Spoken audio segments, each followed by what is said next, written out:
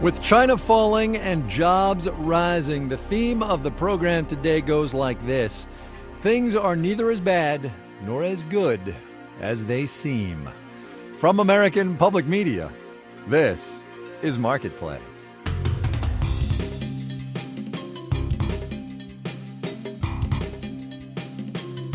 In Los Angeles, I'm Kai Ryssdal. It is Friday. This one is the 8th of January. Good as always to have you with us, everybody. And I don't know about y'all, but I have had about enough economic excitement this week to last me all year.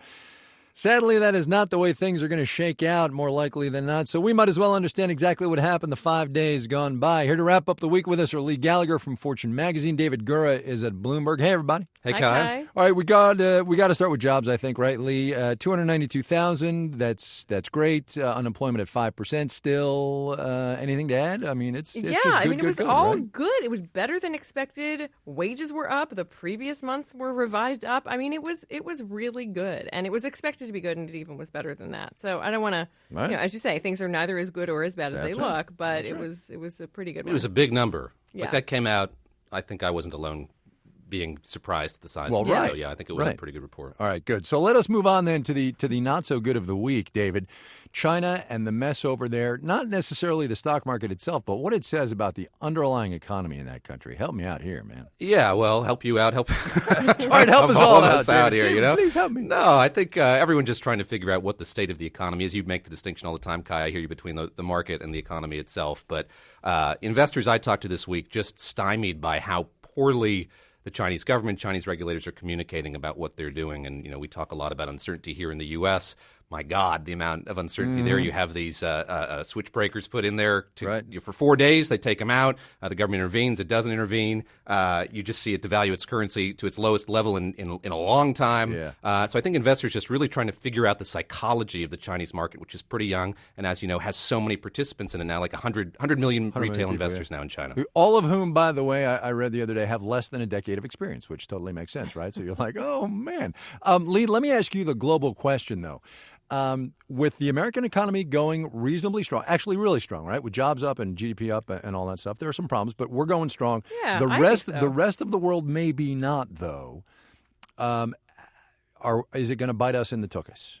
Well, I think at the beginning it's good for us. I mean, we're the safe port in the storm, and that is only good. I mean, there are ramifications for a strong dollar and other things, but I think and the other thing, by the way, normally when things are going crazy geopolitically, like in the Middle East in particular, oil prices go way up and oil prices are way down. So even that is good. So the thing is, what if things start to go bad here? Then there's nowhere else to go, and then it kind of that's one possible question. And then, David, we become the best looking horse in the glue factory, Yeah, and I think to an extent. right? There you go, exactly. But we heard from horse Stan people Fisher. don't write in. There you go. I know that they will. Yeah. We had Stan Fisher, the vice chair of the Fed, saying this week that the world matters to us. Obviously, the Fed paying close attention to all of this. We got their minutes from their last pivotal meeting this week, indicating that what's happening globally is still very much on their minds. And you look at the probability of another rate hike here probably won't take place until March. That does give policymakers some time just to see how all of this shakes out, how much glue gets made, I guess. Right. Lee, let me ask you very quickly about the markets. I don't want to dwell on the ups and the downs. I just want to comment briefly that stocks going down, which we've had a lot of this week, is not necessarily a bad thing.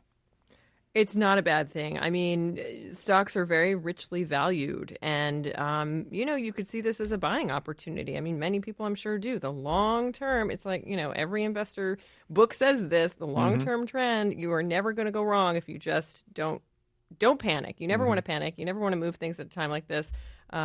But yeah, I would agree with that. Buy and hold. All right, Yes. Gura, you get the last word today, and it's this on my opening thesis. Things are neither as bad nor as good as they look. Discuss. No, it's. I mean, look, it's what are we 5 days into the new year? It's been a really bad 5 days. I think the worst 5-day start to the year for the S&P ever. That sort of thing is shocking. And as Lee says, you want to be patient. You want to sort of weather the volatility, but it's hard when all of this is happening in the background. We're heading up into earnings season now. I think that's probably going to throw some more shocks at us. So It's hard, but I'll side with Lee. That is, stay calm. David Gura, he's on TV now at Bloomberg, and Lee Gallagher, he used to be on the radio. We got to own it. Lee Gallagher's at Fortune Magazine. You guys have a good weekend, all right? Thanks, Kai. You all too. right, take care. About Wall Street today, sticking with the theme, I will say only this. It wasn't as bad as it looks. And also, just because Gura brought it up, that whole Dow Jones Industrial Average isn't the economy, and the economy isn't the Dow Jones Industrial Average. Listen and learn that. We will have more, of course, when we do the numbers.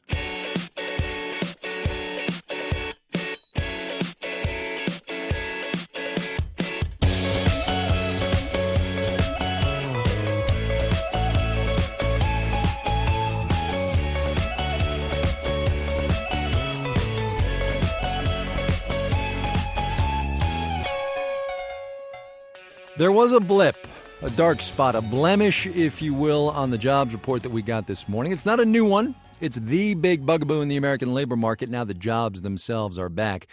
Wages, to cut to the chase, and how they are growing or not growing, truth be told. In fact, average hourly earnings fell just a hair last month, exactly what we don't want to be happening, even though, as Lee said, they're up year on year. We asked Marketplace's Nancy Marshall-Genzer what's going on. When I started talking to labor experts for this story, one thing became clear. Everybody's got an opinion on why wages aren't rising faster. Opinion number one from Seth Harris, a former acting labor secretary, now at Cornell. There's still far too many workers for too few jobs. Harris says there's still a bunch of people on the sidelines. With a big labor pool, employers don't have to raise wages to attract workers. So average hourly earnings rose just 2.5% in 2015. Normally at this point in a recovery, they'd be increasing 3 or 4%. And then there's opinion number two. There has been a marked shift in the way workers take their pay home. That's Andrew Chamberlain, chief economist at the website Glassdoor. He says about 10 years ago, 29% of the average paycheck came in the form of benefits. Today, it's more than 31%. So, if people are taking more compensation in the form of benefits, they will take less in the form of wages, and that will depress the official wage numbers. Of course, that's only for people in jobs with benefits.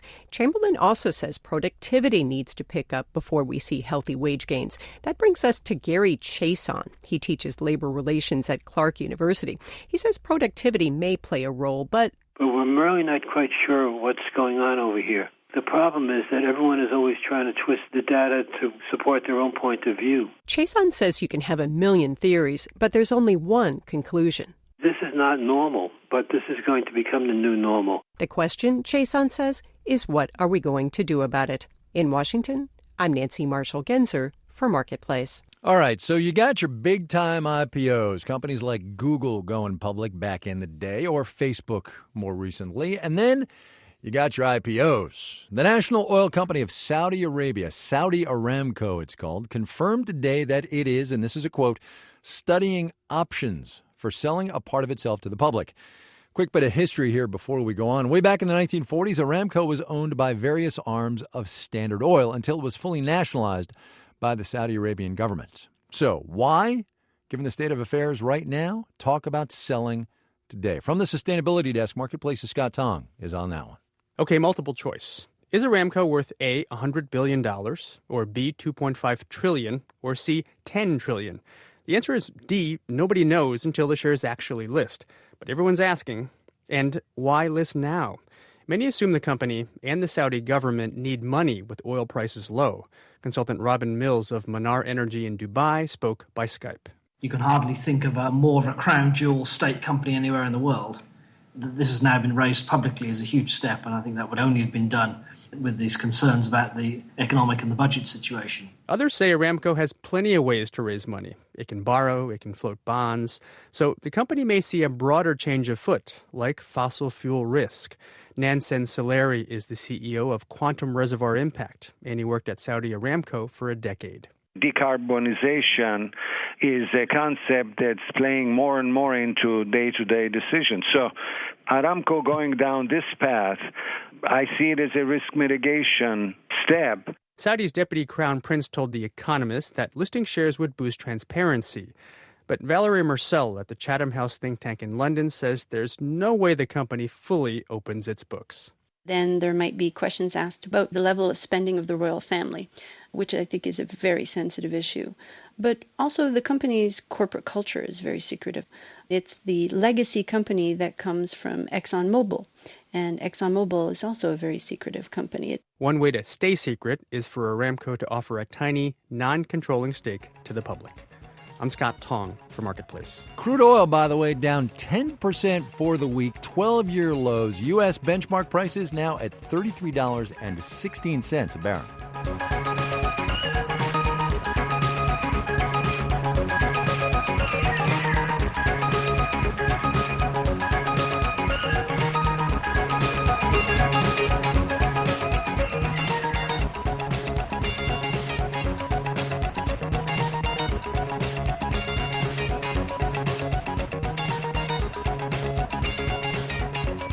A couple of years ago, a group of businesses in a suburb of Cleveland, Ohio, decided to get in early on what could turn out to be our economic future. They started accepting Bitcoin, the digital currency. The response was huge. At first, customers flocked to what became known as Bitcoin Boulevard. But the hype, as so often happens, has faded. From WCPN in Cleveland, Elizabeth Miller has more. Along a lane of small retail stores, restaurants, and bars, 9 independent Cleveland Heights businesses banded together to form Bitcoin Boulevard in May 2014. But today, 2 of those businesses have closed, and one is not actively accepting Bitcoin. Mitchell's Fine Chocolates is one of the original 9 businesses. Good afternoon, sir. 2-pound box, all dark. We offer over 80 or 90 different kinds of assortments, both in dark and milk chocolates. Owner Bill Mitchell says he started seeing a drop in Bitcoin payment when its value dwindled at the beginning of 2015. Since the latter part of the winter of this year, going through the end of October, it's been deader than a doornail. He's not the only one seeing a drop in Bitcoin business. Sean Paul Salon says it's only had 6 Bitcoin transactions in the past 18 months. That's a lot less exciting than everyone had hoped. Again, Bill Mitchell. I had a Korean television crew in here when the big splash occurred last spring. With an interpreter and the whole thing. Here he is from that show. 최근 비트코인을 받기 시작했다. As you know, I'm sure in Korea it's expensive to use credit cards. Within 2 months of Bitcoin Boulevard's debut in May 2014, the currency was valued at more than $650. Now it's dropped to far less. The problem, according to Case Western Reserve University banking professor William Monick, is Bitcoin's instability. My Bitcoin is worth X at 9 o'clock, and it's worth X minus 1 or plus 1 at 9:01. How do you get over that? The money in your wallet or your credit card is stable. Monick says Bitcoin is appealing because it charges no transaction fees to merchants. Some credit cards have transaction fees between 2 and 4%. With Bitcoin, transaction fees are decided by the merchant and the customer, and sometimes they decide to complete the transaction without a fee. Rebecca Grinham is a Cleveland Heights native who shops at Bitcoin Boulevard's Revive, a fair trade boutique. She uses Bitcoin because it's independent of credit card fees. All of my money was going directly to the business owner, therefore going directly to my local economy and benefiting my community. Grinham hasn't used Bitcoin since 2014 due to the price drop. But even at a lower price, Bitcoin still has its supporters among business owners and customers.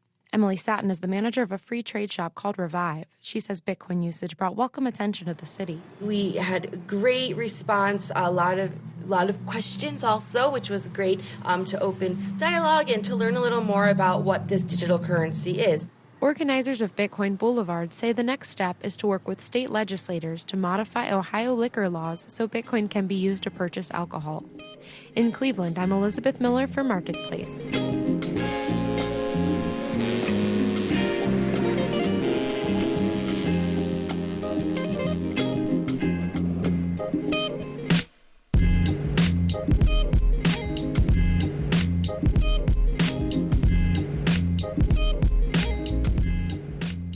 Coming up. I've had seasonal retail jobs and lasted a couple of months, but that's basically it.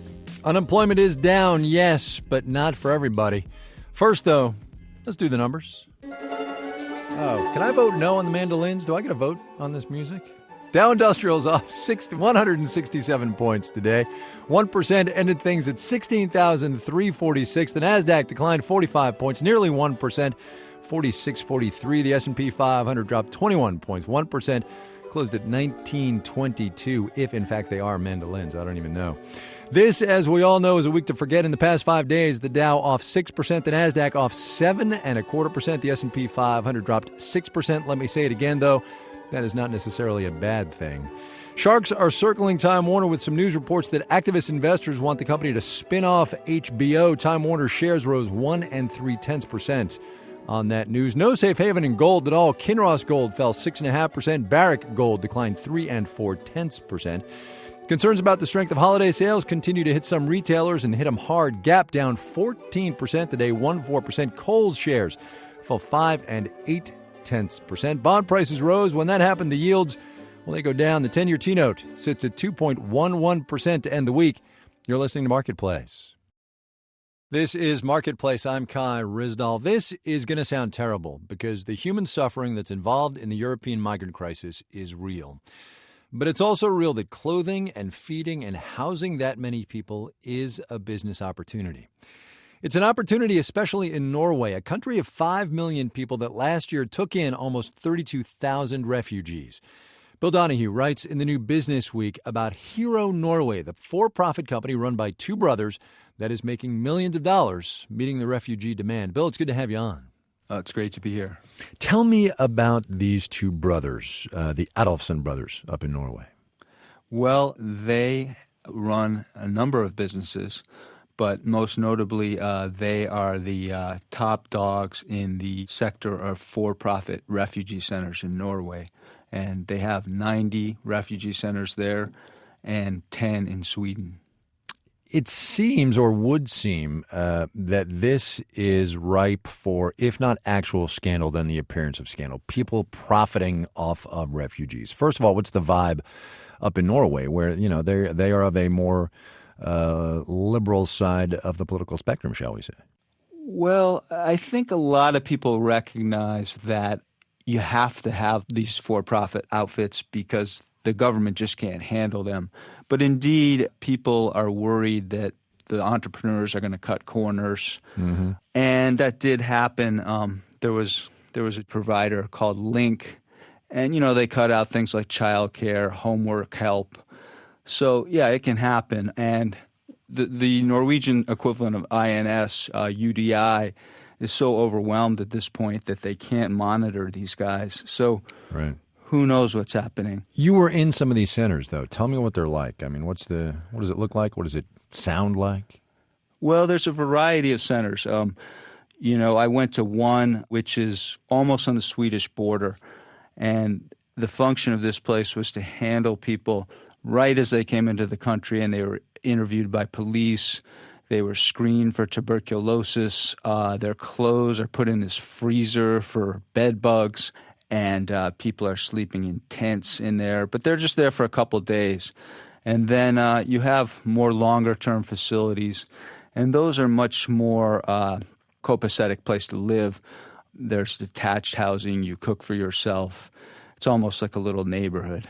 This is the sort of the Scandinavian welfare state, a little bit as we know it, but sort of with a capitalist bent, right? I mean, that's kind of what's going on here. I, of course, like most Americans, I always thought that Scandinavia was purely socialist, and it was, I was right there when Bernie Sanders praised it this summer. But, it's not that simple. I mean, the reigning party there, the Progress Party, is extremely conservative. There's a lot of things that are privatized. Nursery schools are privatized. Nursing homes are privatized. On and on. It's many industries there are. What was your takeaway as you were leaving the last couple of days you were there? What was your takeaway about what's going to happen to these folks who are in these centers? I think they'll be okay. I spent a lot of time with Christian Adolfsen, the one brother who is primarily charged with running these centers. Mm-hmm. And their principal goal is to make money. But they also recognize that to do that on a long-term basis, you have to provide reasonable services. I think it'll be okay, but I think Norway is just it's in for a rough ride. They've got so many people coming into the country, and There's a rising tide of resentment. It's a great experiment. I don't know how it's going to work out. Bill Donahue writes in the new edition of Bloomberg Business Week about Norway and refugees and the business opportunities therein. Bill, thanks very much for your time. Thanks a lot. It was great being on the show.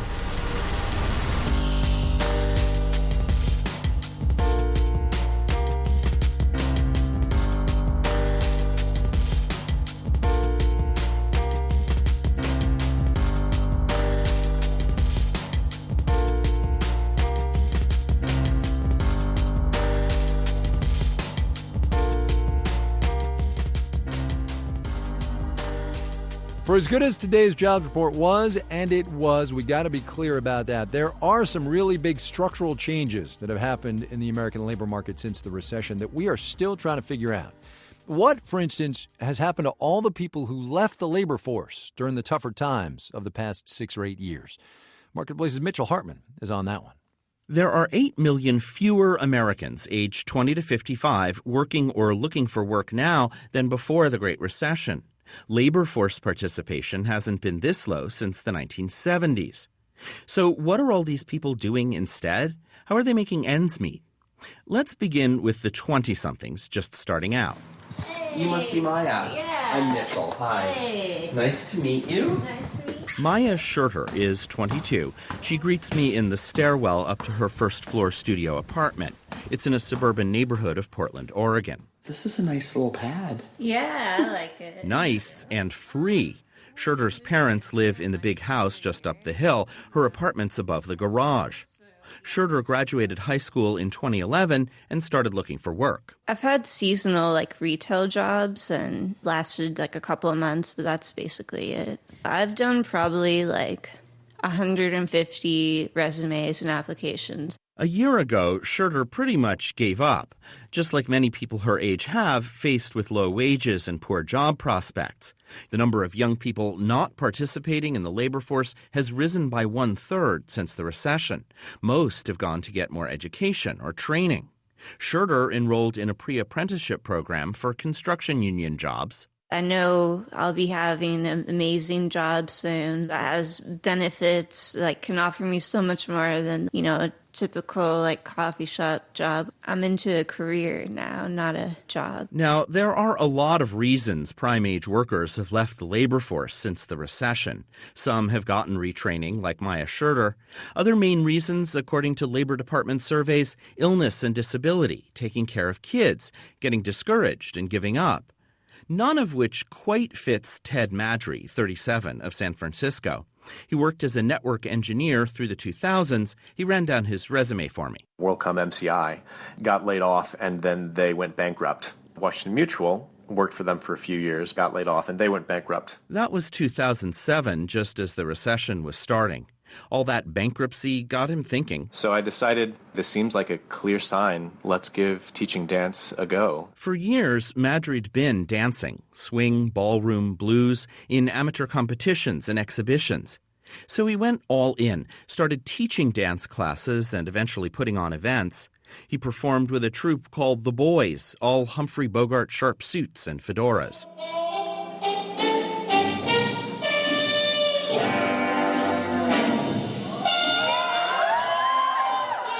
He did this for the next 6 years. The work came in fits and starts. His income was 1/6 what it had been in tech and finance, but he says it was worth it. I changed people's lives. I introduced 6 couples that got married. I had people leave private lessons with me and quit their jobs, realize what their calling was. But Madry had quit his profession, and his savings were running low. So he decided to turn his small dance business into a nonprofit and pass it on to some friends, and eventually started looking for work again. He's got a good story, creativity, self-reinvention, but he's been at it more than a year now with 0 success. It's been challenging. I've seen people react really negatively to my time out of technology, and it's a rare person that I talk to, especially in HR, who is impressed and appreciative of the work that I'd done. Maybe they enjoy the story, but they don't find themselves wanting to hire me. Madry says pretty soon he'll have to take a low-paid service job. He needs the money. And chances are he'll be competing with ever more people who dropped out of the job market and are now trickling back in as the economy rebounds. I'm Mitchell Hartman for Marketplace.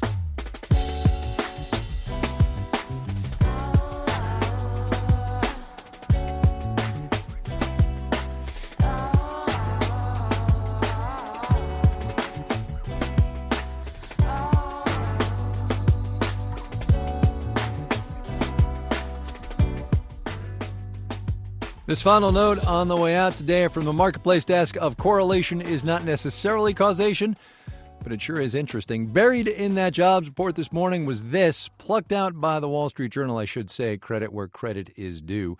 The motion picture industry added 15,000 jobs last month. 15,000 after averaging a mere 700 a month for the past year or so. Figure it out yet? Come on, you got it, right? The force has indeed awakened. Movie theaters staffing up for the rush. There you go. I'm going to say this one more time, all right? The Dow is not the economy. The economy is not the Dow. All of that said, the blue chips off 167 points today, 1%. The NASDAQ off 45 points, 1% there as well. The S&P 500 down 21 points. About 1% is there. Look at that. Our theme music was composed by B.J. Liederman. Marketplace is produced by Sitar Nieves. Deborah Clark is the vice president and executive producer around here. I'm Kai Ryssdal. Have yourselves a good weekend, everybody. We are back on Monday. This is 8 p.m., right?